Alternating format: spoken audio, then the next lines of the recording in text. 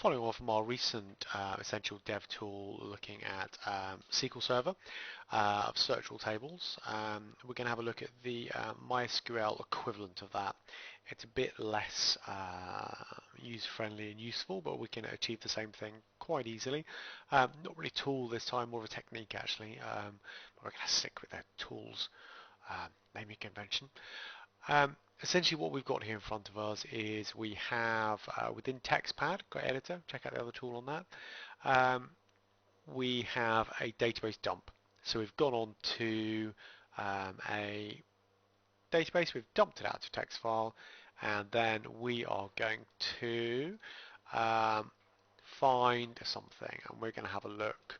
And basically all we're going to do here is we are going to go search, and I've no idea what this database is for actually, so let's do a find and let's search for expiration. I'm going to search that because I saw it, I was just glancing through a minute ago. So if you find that, we can then see on here,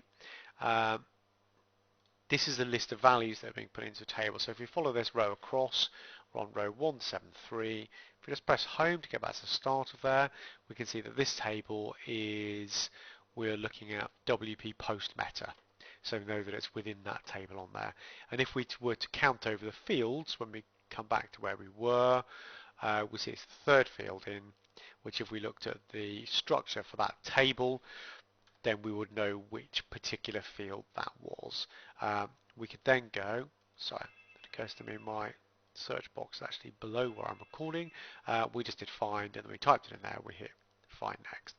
So we could then, we see that's the only place that is. If this also appeared in lots of other tables, then we could just hit find next and go through, and we could see where they appeared and get all the various things in there. In a similar way, if we had lots of false positives in here, whereby we had absolutely thousands of these and it didn't help us find where within the database the information we're interested in is stored, then what we could do, similar to the SQL example, is we could go onto the website on the content management system if we have access to that, or the application, and we could create a record or edit a record that we have access to that's got a certain information within a field, like ZZZ1234567 say, save that, dump the database out, do this here, and then we know that we'll only be getting the actual field that it is that we're interested in.